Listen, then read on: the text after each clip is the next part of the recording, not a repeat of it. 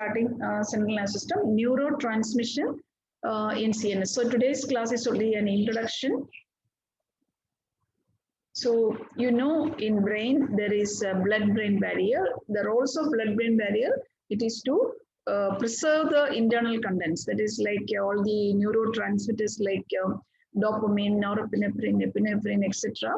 And also protect the brain from other damaging things like chemicals or any other thing. That is why there will be blood-brain barrier, and there are certain areas where this brain is not covered with. 1 minute. So there are areas where it is not covered by blood-brain barrier, like area postrema, that is chemoreceptor trigger zone, pineal gland, pituitary gland, median eminence, choroid plexus, capillaries, etc. These are the areas where you won't find any blood-brain barrier. Okay. Now the basic processes in the brain, it will be by neurotransmitters, neuromodulators, neuromediators, and neurotropic factors. And this is an introduction class, so just please listen. So because all our classes, the future classes, it will be based on this aspect. So you just understand whatever I am teaching today. So there are certain neurotransmitters which are excitatory as well as inhibitory.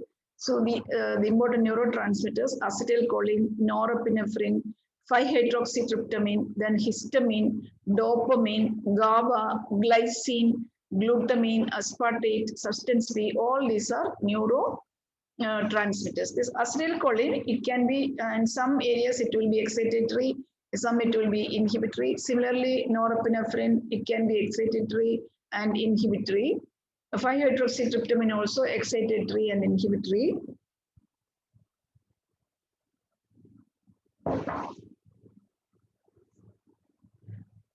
Then histamine, it is always inhibitory. Dopamine, it is inhibitory. GABA and glycine. So you can see the inhibitory neurotransmitters are histamine, dopamine, GABA, and glycine. Whereas excitatory, pure excitatory, it is glutamine, aspartate, and substance B. So these things you should know. So understood, no? Now we will be again in detail. We will be seeing something. So CNS neurotransmitters, there will be acetylcholine. Then there are the biogenic. That means that the group it is acetylcholine. It will be there. Biogenic amines like norepinephrine, epinephrine, etc. Then amino acids like GABA, glycine, etc. Then peptides, purines. So all these are the group classification. Then, okay, so under biogenic amines, it comes dopamine, norepinephrine, epinephrine, 5-HT, and histamine.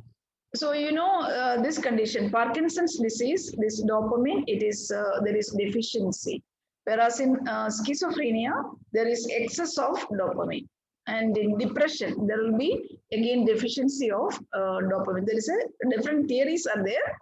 So schizophrenia, there will be excess of dopamine, and in depression, there is less. So dopamine, we have seen it is an inhibitory neurotransmitter, and the deficiency of this dopamine, it will cause extrapyramidal syndromes. That is one of the extrapyramidal, it is the Parkinson syndrome. So that is dopamine. Now, because this dopamine, it is very important, so we have to see some features about dopamine and dopamine receptors. And dopamine, receptors are D1 to D5, D1, D2, D3, D4, D5. So it is D1, D2, D3, then D5. So that is the dopamine receptors. Now some other about glutamate and aspartate. This glutamate and aspartate, I told you, they are excitatory neurotransmitters. And GABA and glycine, it is inhibitory. So I am just talking about only the important details of each neurotransmitter. We are not going into detail. Some points we'll be seeing in detail.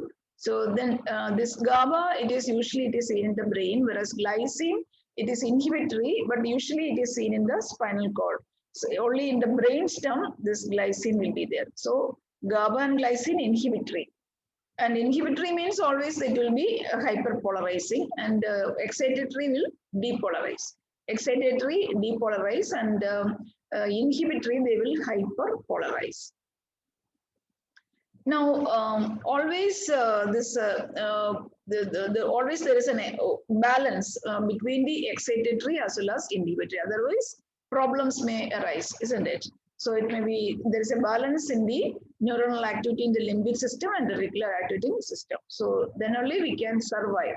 Otherwise, it may end up in different conditions, different problems.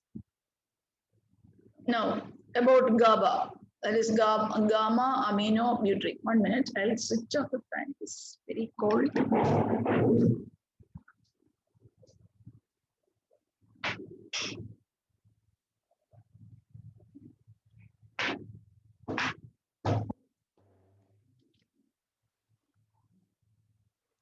Fan was on, it was feeling very cold.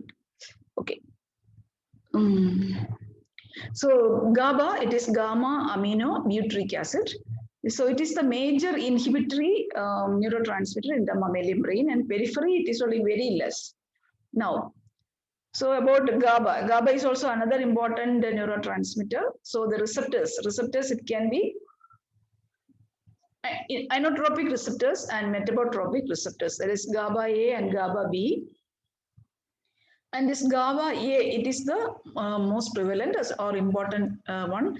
And GABA A is actually it is formed from 7 polypeptide. There is alpha, beta, gamma, delta. Who will say? Jubin Samad? Jubin. Yes, ma'am. What is this? Alpha. No, just read it out.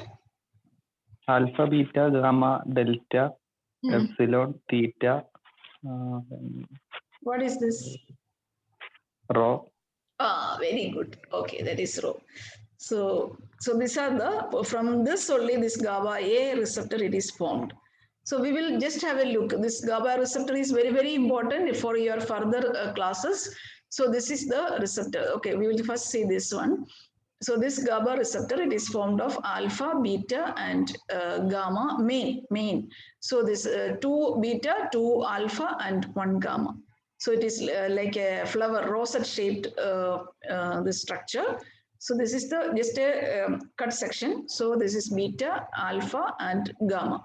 And on this receptor, many drugs are acting. So number one, there is a GABA binding site is there, that is between alpha and beta. So this is the GABA binding site here. Okay. Then there is another, there is also between alpha and beta, that is GABA binding site. Then other drugs like our diazepam, benzodiazepines, it is having another site, but it is between alpha and gamma. So you can see benzodiazepine site. Then its antagonist, it is called flumazenil. We will be studying that. There is another site.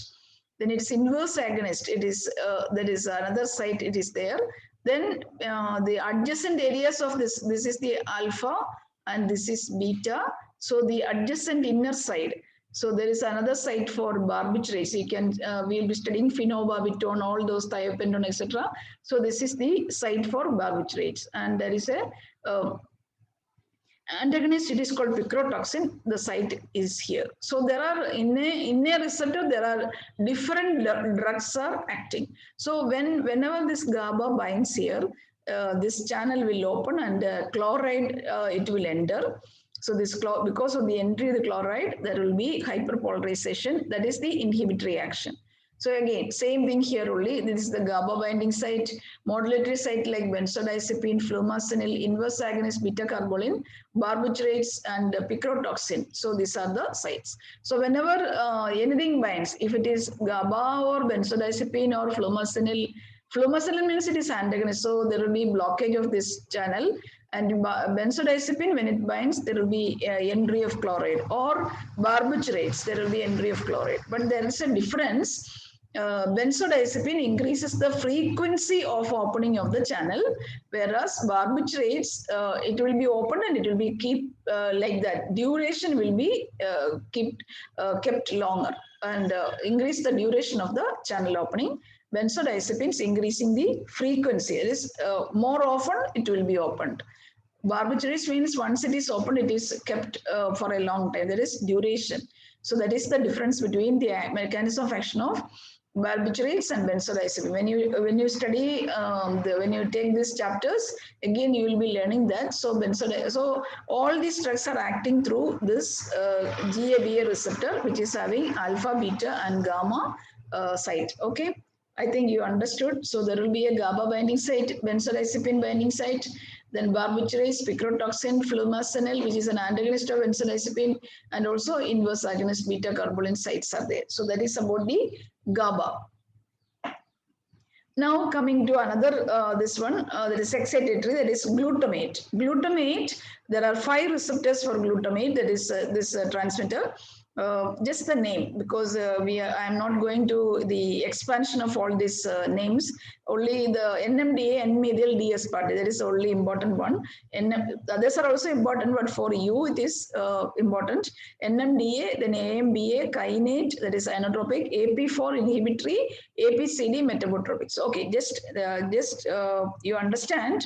Glutamate, 5 receptors, that is most important, NMDA receptor and AMBA, and also others are kinase and AP4 and APCD. So at least NMDA and AMBA you can remember. Okay, because this is important, this glutamate, why it is important we will see. Because these NMDA receptors are important in many neurophysiological and pathological conditions, especially that of the synaptic plasticity. Because our the learning and memory, everything it is dependent upon the synaptic plasticity. So the memory acquisition and development of synaptic plasticity, as well as epilepsy, all these are because of the NMDA activity. I'll show how it is happening, and if there is more excessive stimulation, then there will be excitotoxicity and there will be cerebral ischemia. I'll show that. Now about the this NMDA receptors, this NMDA receptor, there are certain 6 binding sites are there. We have seen GABA receptor, different binding sites. Similarly, NMDA receptors, there are different binding sites, 6 binding sites.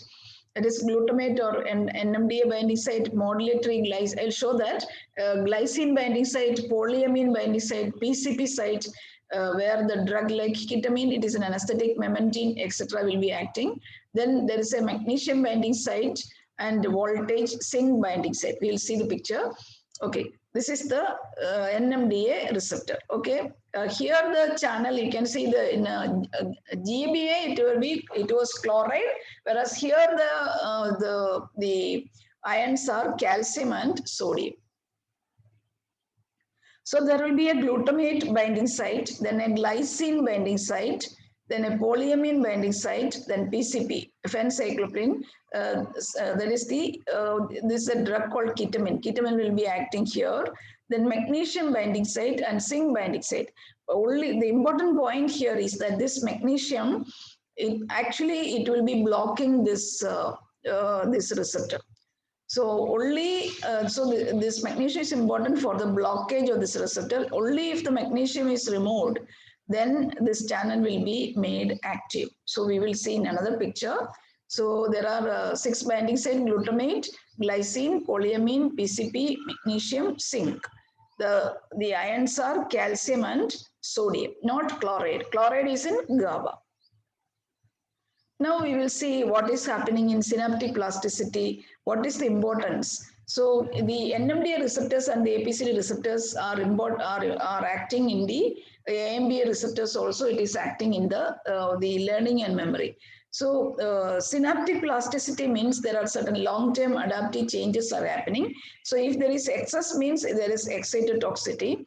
So normally, we all have this learning and memory, no? So memory is there for everyone. So it varies how it happens.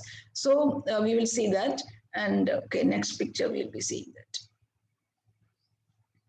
Okay, synaptic plasticity means increase in the synaptic efficacy. There will be synaptic proliferation, connectivity, and increased load on memory. So like this. So whenever there is increased load on memory, so you are learning a lot. So there will be more of synaptic formation like this. So if less memory means only less synapses will be there. If it is more you have to store many things, then the synapses, it will be widened. So lot of synapses will be formed. So this is what is called, so the prolonged activation. So that is it is a formation of more and more synapses. So that is called synaptic plasticity. This is important for learning and memory. So if some drugs that will increase the synaptic plasticity, that will increase our learning and memory also. So now there are certain terms. First we will see, then we will go to the picture. So the long-term potentiation and long-term depression. So I told you the synaptic plasticity is a formation of lot of synapses. So for that, the term is long-term potentiation. That is the stimulation of the NMDA receptors. We will see that, and that is occurring at the this long-term potentiation. It happens at high frequency. That is, if there is lots of the learning and memory, there will be long-term potentiation. Followed by, there will be low frequency stimulus, that is called long-term depression. So when we see the picture, we understand that. So when there is a long-term potentiation and long-term depression, so only long-term potentiation should be followed by long-term depression. Otherwise, only if there is long-term potentiation alone, then there will be excitotoxicity, and there will be degeneration of neurons, and apoptosis can occur. That is happening in Alzheimer's disease, Parkinsonism, etc. Then, so we will see what is happening. Okay, now we have come to the picture. So we will just have a look what are all these things. This is glutamate, it is coming. This is the AMBA receptor. This is the NMDA receptor. This is the metabotropic receptor. So in normal case, when the voltage, sorry.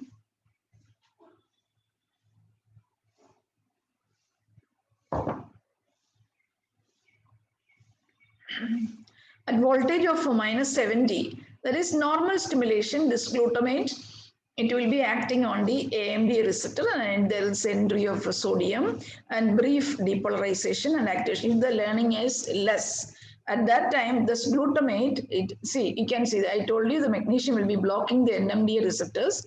So this glutamate is very less to remove the blockage of magnesium, and also it won't be activating this metabotropic receptor. So 3 receptors are there for glutamate: AMBA, NMDA, and metabotropic. But in brief depolarization or less stimulation, if it is not sustained, only AMBA will be stimulated, and there is entry of sodium, and that is for the brief activation. But you see, if there is lot of learning and memory, what is happening? This glutamate, first it will be like this, it will be stimulating AMBA, and there will be entry of sodium. But here, a lot of learning and memory, so more of glutamate it is released, and there will be sustained depolarization. So more of glutamate means this magnesium. This blocking magnesium, it is actually removed. So NMDA receptors are now opened. So there is entry of sodium and calcium, especially calcium. At the same time, this will also activate this glutamate. It will activate metabotropic receptors. Here it was not activating. So here metabotropic activities, and this will be through the IP3-DAG pathway, again the formation of calcium. So it will be activating AMBA, entry of sodium, activating here NMDA, entry of sodium and calcium, activating metabotropic and IP3-DAG, and there will be increased calcium.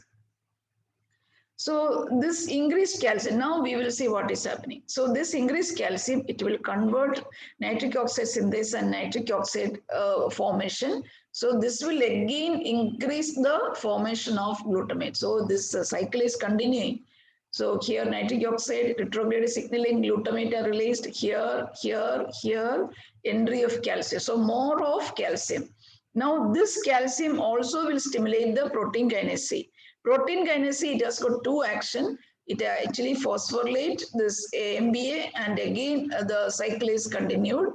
At the same time, it will be it will stimulate gene transcription. So here it is increasing the synaptic plasticity and more of permanent synapses are formed. So this increases the learning and memory. So this is called long-term potentiation. So once again, glutamate, it will be acting here, entry of sodium, more of glutamate. So in magnesium is removed, calcium enters, here glutamate, again it is acting on the metabotropic IP3DAG, more of calcium. So the formation of nitric oxide, retrograde signaling, more of glutamate, and at the same time, calcium will act on the proteinase C. This will phosphorylate as AMBA, cycle is repeated. Then this also act on the gene transcription, so increased synaptic. So finally, there is an increased synaptic plasticity. I showed you the picture. There is lot of synapses will be formed. So that is permanent and that causes the increased learning and helps in the learning and memory. So that is called increased synaptic plasticity or long-term potentiation. But you can see there is, if this continues, it continues like that. So there will be increased calcium because of the excessive calcium and this nitric oxide, this can also cause some free radical formation. So there, because of the increased calcium and free radical formation, there may be excitotoxicity, and so that is called it may end up in neurodegeneration and apoptosis, etc. So two things: long-term potentiation as well as excitotoxicity. So in Malayalam, can you tell me one thing that is there is a saying in yes. So can anyone tell that Malayalam one verse that is apt it is apt to this condition? If it is less means it is good, but if it is high means it may be damaging. Hello, അമിതമായ അമൃതം വിഷം. who said that? Najib. Okay, that is correct. Adhigamayal amrudam visham. Very good. So if it is less, it is good. If it is high, means there will be excitotoxicity. So like this, you have to understand. If calcium is in the moderate level, it is good. But if it is very high, it may lead to oxygen, these free radicals, and that will lead to damage. So adhigamayal amrudam visham. So that is the thing that is happening. So, but we need increased synaptic plasticity for learning and memory. So these are the, this is called long-term potentiation, synaptic plasticity, etc. Okay. So that was about the some receptors, etc. Now we will see some mental disorders. So types of mental disorders, it can be neurosis, psychosis, and affective disorders. Neurosis, we know it is a less serious condition, and because the person may be anxious, and he will be knowing the causative factor also. And sometimes it may be some traumatic neurosis. For example, nowadays, now the recent traumatic neurosis we can explain. The health workers who are posted in the COVID isolation ward, they will be in the PPE and they will be having shift duties. So they will be having traumatic experiences when they are in the ward, because they are having that fear, isn't it? So when they come out for 15 days, they will be taking the duty and they will come, they will be given leave. Again, they are sent back to the original place, that is the ward. So that is a traumatic experiences. Or some soldiers that are going to battlefield. So they will be having some traumatic experience, and when they come back home and again they are sent back to the battlefield, they will be having the traumatic neurosis. So that is the then now certain other conditions like psychoneurosis. So under the psychoneurosis, different neurosis, anxiety neurosis. We all face this anxiety neurosis when we know that the university examinations are coming, and for sessional exams you are not at all having the anxiety neurosis. You are very relaxed. So only for university exam you are having that neurosis. Anxiety, but we were having the anxiety neurosis when we were facing even the sessional exam, even the class test.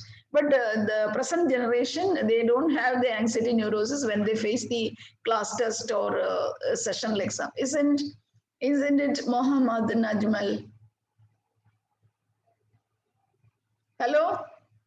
I'm asking you. Hello? You left already?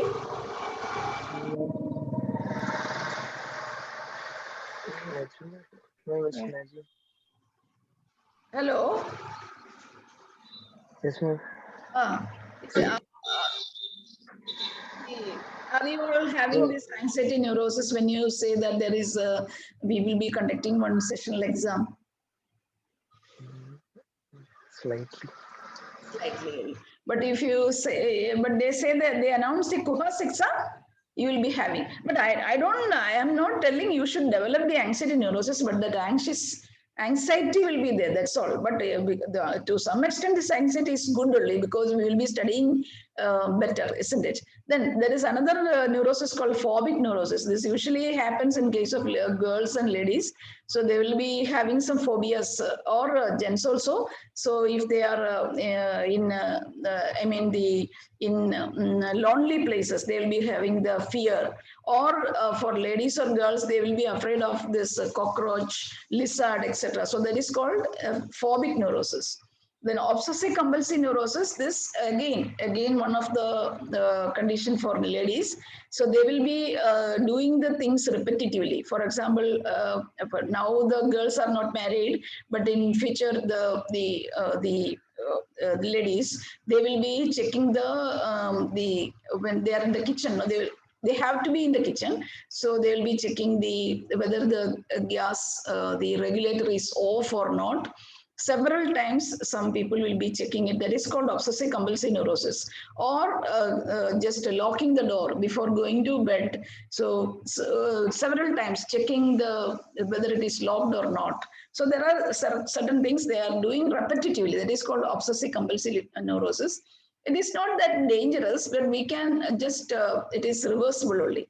Then hysterical neurosis, that is called hysteria. So here people are acting, so they are not having the disease. Some people they will act when we ask questions. Some people, not you people, I am telling, this some may act as they are deaf, or when we show something, they will be act like a blind people, or they will be having some diseases, etc. Okay, so that is called hysterical neurosis. Then panic disorders or hypochondriac, this is thinking that we are having a particular disease. For example, this happens for every, I mean, almost all MBBS students. They will think that when they are posted in the medicine OP or medicine ward, people who are suffering from chest pain, they will feel if they develop some gastritis itself, they will feel that we are having the myocardial infarction. Or if you are posted in the psychiatry department, we will feel that we are mad or we are depressed. So such things can, it is human nature only, it is hypochondria, but it should not be serious. But once the posting is over, you should forget that. Most of the students, they will be having that feeling, but that is some alterations of the mind only, but it is nothing to worry about. Okay, now there is another one called reactive depression or neurotic depression. This happens especially when there is some death in our house, some our dear ones. If they die, for a particular period, we will be depressed. So that is called reactive depression or neurotic depression. Sorry.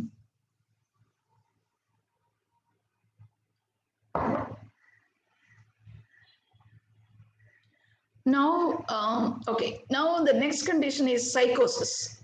Psychosis means it can be organic or functional. Organic, it is alteration in the neurotransmitter. So we can see certain the features of some psychosis. There can be delusions, illusions, hallucinations, which can be auditory, visual, and olfactory. So delusions means false belief. So here, this one example. This person, can you explain this? Who will explain this? Jubin Samad? Yes, ma'am. Are you seeing this picture? This picture? Yes, ma'am. What is it here? Only this picture, only this one, the first one. It's written, wow, still fits like a glove after all these years. Okay, I will tell. See, this person, is he thin or fat? Obese or thin? This person. Jubin, Yes, ma'am. is this person fatty or obese or thin? This person, Fat. fat. And now the real, his picture is really he is obese and all his suit, you can see it is all torn because of the, he's so fat. But when he is looking in the mirror, he is thinking that he is very thin and very, the still the suit is fit for him. That is why it is written, still fits like a glove after all these years. Okay, so that is the false belief. He is thinking like that. Okay, so that is called delusion. It is called delusion. Now, illusion. Illusion means it is misinterpretation. So, okay, now, Shajna Sharaf. Shajna Sharaf. Yes, ma'am. What is this? The second Rope. rope. Okay. So the persons who are having illusions, they will think that it is a what? Snake. Hmm? Snake. Yes. So that Snake. is a snake. So they may misinterpret as a snake, but we know that we are normal people. We know that this is just a picture of a no, this is a picture.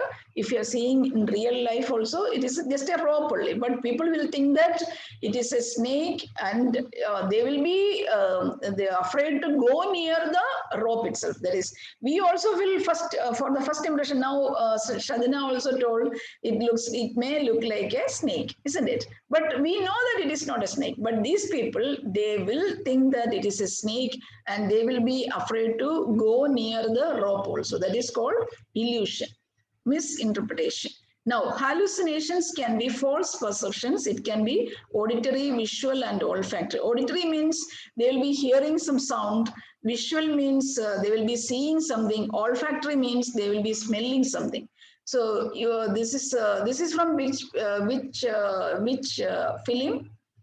Haridas K.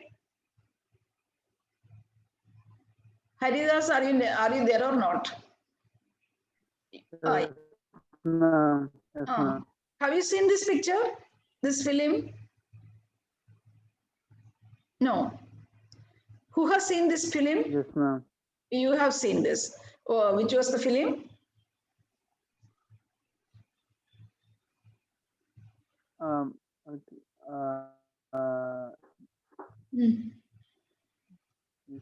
Um, I don't remember the name, but Okay, you don't remember. It was Lagereho Munnabai. So this is so here. This is the Munnabai, and what was his name? yes, ma'am. Munna, yes. This one. No, you don't remember anyone from this group. You won't see any Hindi films. Who will see Hindi films? Okay, no, this is not a film class. Okay, we will come to the point. I'll say. So this his name. This is the Munnambai, and this is the circuit. So this is who is this? Haridas. Haridas. Yes, ma'am. I don't remember. No, who? Jishajari. Yes, Jishajari. You are seeing Hindi films. Who is? Yes, ma'am. Who is this? The central person. No, Hmm? I don't remember. No, who is he is acting like a Gandhiji. Gandhiji. Yes, this is Gandhi. That's Bapu. Okay, no, I am just explaining. Only those who are seeing the picture only they will understand. But anyway, I'll tell. So this is the Munnabai, and he is always reading the books of. Because for some competition only, he was reading the books of Gandhiji. So he read all throughout, day and night. He was reading the books of Gandhi, and finally he was seeing Gandhi. Actually, Gandhi was not there, and he was seeing Gandhi in front of him, and he was talking to him. And he, whenever he has some doubt, he is getting the answers from Gandhi also, as if because in his mind the Gandhi is answering. So actually the Gandhi is not present there. So this is his friend, and so in one instance he is telling, he is asking his friend to take Gandhi to another place. And this Circuit, his name is Circuit. He is looking around and seeing where is Bapu. And now this scene is that he is telling Circuit, Bapu is here, why are you looking there? So that is the scene. So that means the hallucination, the visual hallucination. This person is not existing there. It is, he is just thinking the Bapu is there. So this is called visual hallucination. Understood? So the illusion and hallucination. Just imagine all these pictures, then you will understand the difference. Okay? Now, psychosis, it can be two types, organic as well as functional. Organic, it can be due to some brain infection. There will be dementia, disorientation, disorganized behavior. Functional means it is the schizophrenia. So in the beginning, I have told there will be dopaminergic overactivity when there is schizophrenia. In the limbic area, there will be increased dopamine. So in schizophrenia, there is excess of dopamine. Parkinsonism, there is less dopamine. But now we are talking about psychosis, functional schizophrenia, there will be excess of dopamine, dopaminergic overactivity.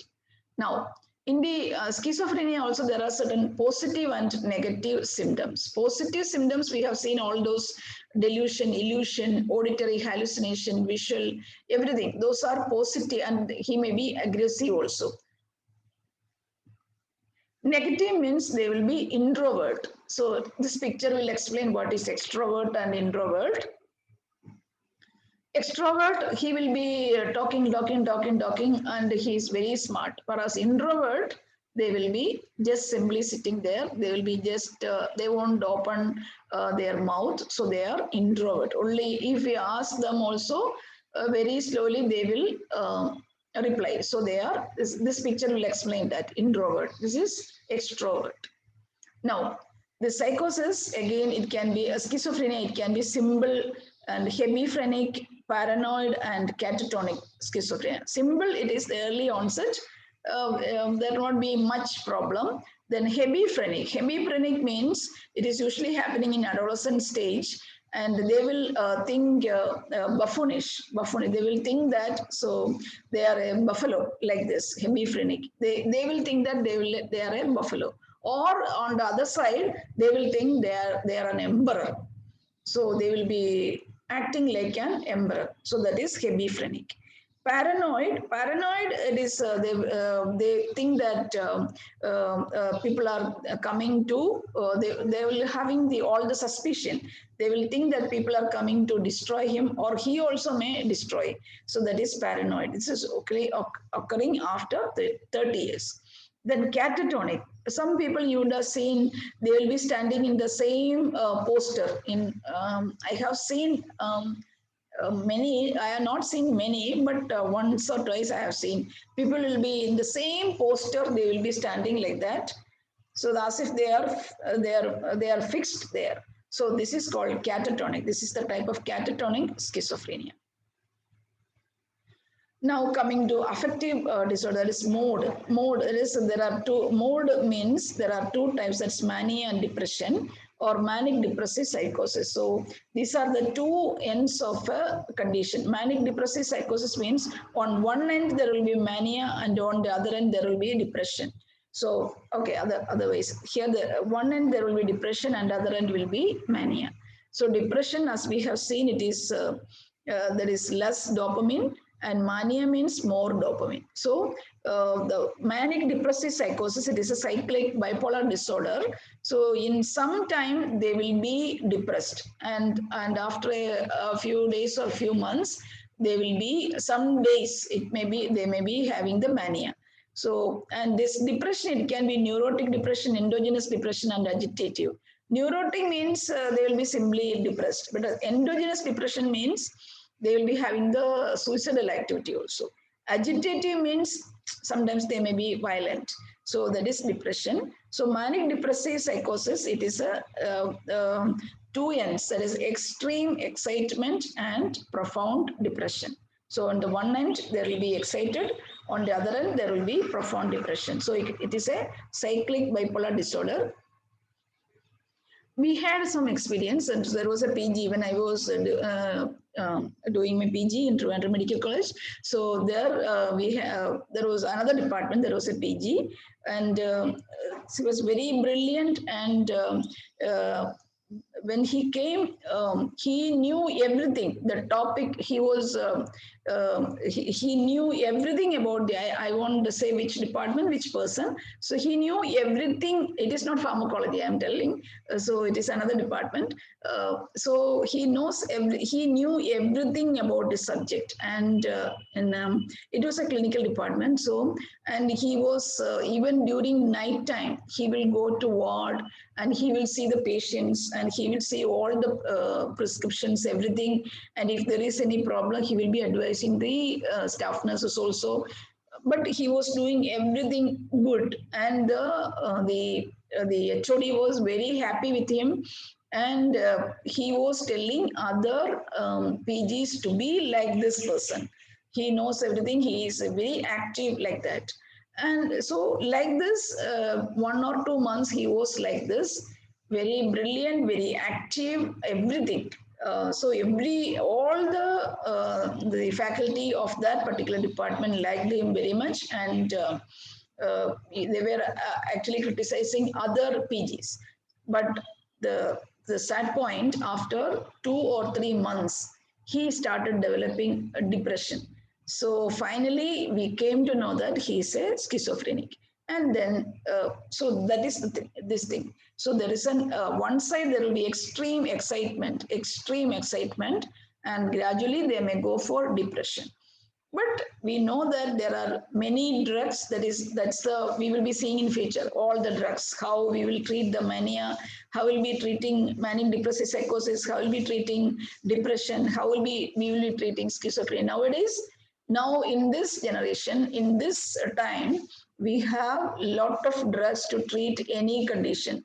So this is not a very important issue, but they may be needing treatment for a long time. So that is about manic depressive psychosis.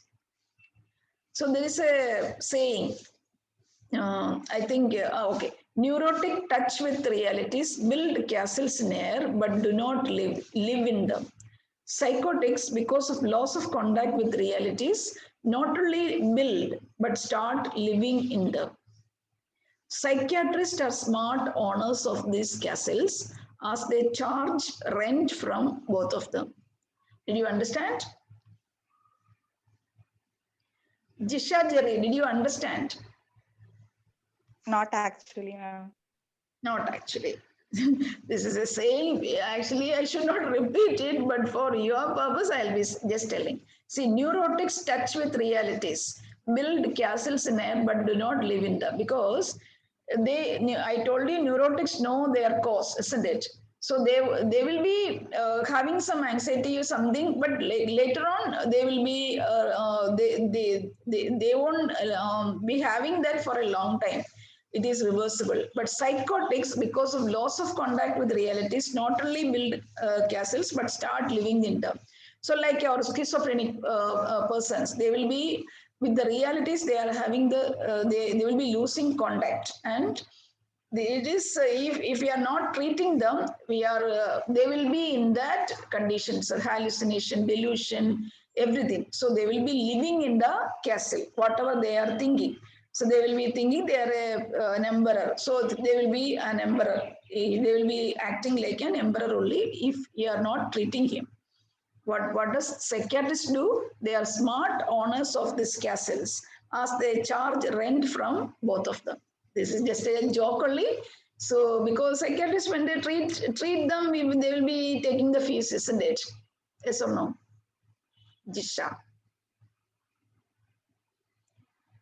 Jisha, have you Yes, left? Now did you understand? yes, ma'am. Yes. So that is it. So that is the end of the slide.